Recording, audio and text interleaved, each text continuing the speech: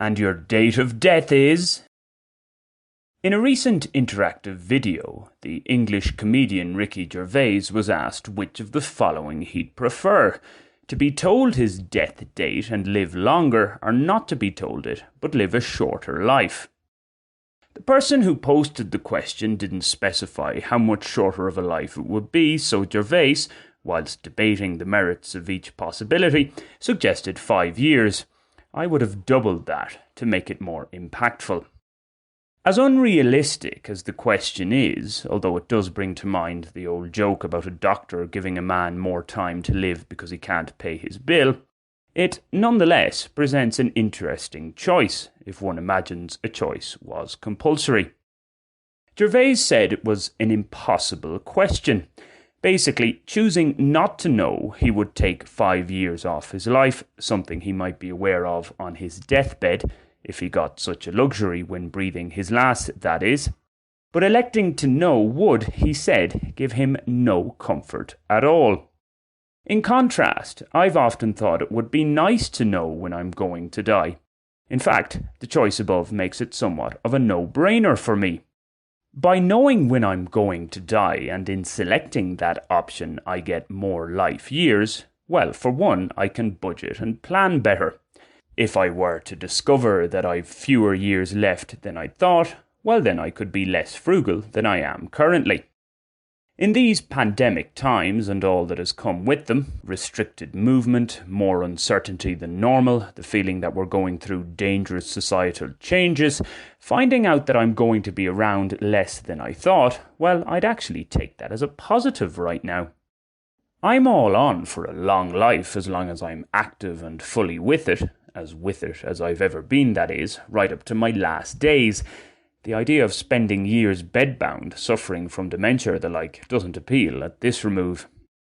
Flipping the consequences in the above choice, however, makes it far trickier for me.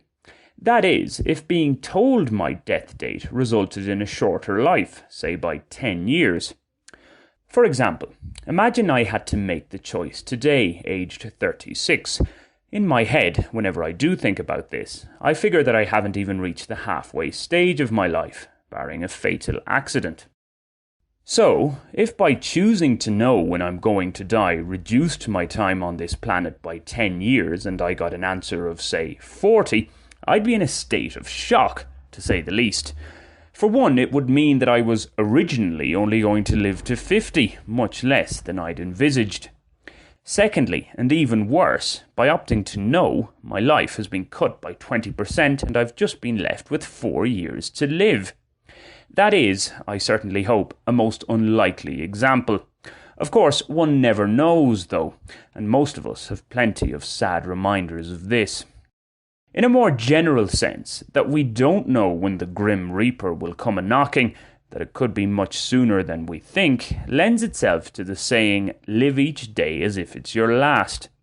That's fine in theory. In practice, it's rather more difficult. Altering such an approach slightly so as to make it less dramatic and less damaging, as it potentially could be if and when you discover it's actually not your last day, is to look to add a sense of urgency to your life, as our friend Jordan Peterson explained in a recent podcast interview. This should help one focus on more immediate issues, to work towards attainable goals and worry less about things that are a long way off, never mind reflecting too much on past mistakes or regrets. It's an outlook I'm trying to adopt, with some difficulty in any case. Live in the moment, as best one can. The powers that be are making that more difficult these days, with a glance to the future, whilst never losing sight of past lessons learned. As simple as that, eh?